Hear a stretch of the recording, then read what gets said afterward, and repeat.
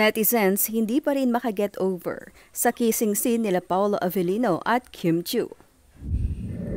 Hanggang ngayon nga ay abot langit pa rin ang kilig ng mga netizens, lalong-lalo na ng mga fans ni Kim Chiu at Paolo Avellino o kung tawagin ay Kim Pao.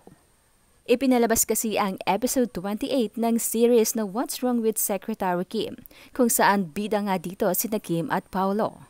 Dito na nga nasaksihan ng mga netizens at mga manunood ang closet scene o ang kissing scene nila habang sila ay nagtatago sa isang closet. Ang eksena ay nagkaroon sila ng intimate kissing scene na ayon pa sa mga netizens ay parang hindi daw ang mga characters nila Kim at Paolo ang pinapanood nila, kundi ang dalawa mismo.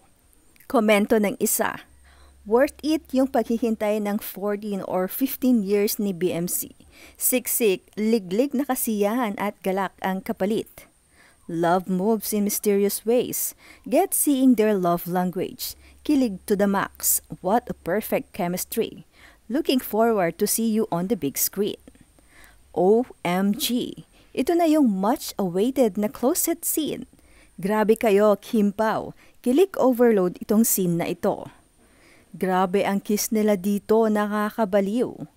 Kilig na kilig ako dito. Sana kayo na at siya si Mr. Right. Paolo, please, take care of our Kimmy's heart. Komento naman ng isang netizen. Grabe na to ito yung episode na lampas langit ang kilig ko.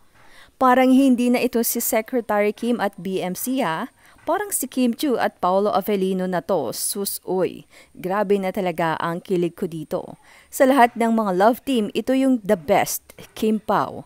Sa lahat ng naka-love team nila, sila yung pinakamalakas na love team ever.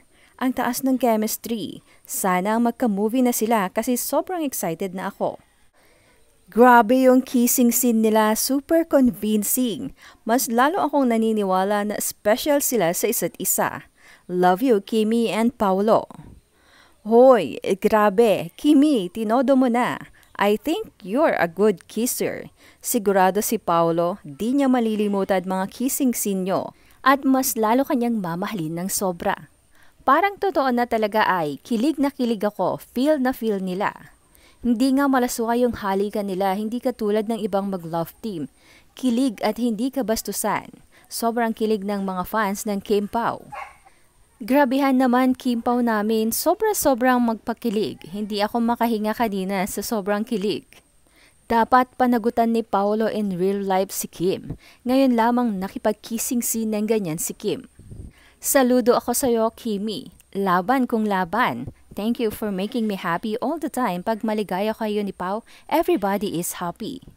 Wow, feel na feel. Hoping kayo na talaga for real and lifetime partner. Parang yung mga linyahan nila in real life. Super kilig. Swerte talaga ni Paolo sa matagal na paghihintay niya na maka-work ka, Kim. Sulit na sulit. Ang galing ng tadhana. Pareho pa kayong single kaya pagdating sa halikan, sobrang kilig dahil alam namin na walang magagalit or magseselos. Sana kayo na in real life. Bagay na bagay kayo. Ayon naman sa isang netizen, sa lahat ng naging leading lady ni Pao sa movie man o serye, si Kim lang ay may to the max ang kissing scene. Yung kay Bea, Maha, Casey, Janine, Angel, mild lang naman ang mga kissing scene nila. Both Lin Lang and What's Wrong with Secretary Kim, to the max ang kissing scene nila. Panawagan naman ng isang netizen kay Paolo.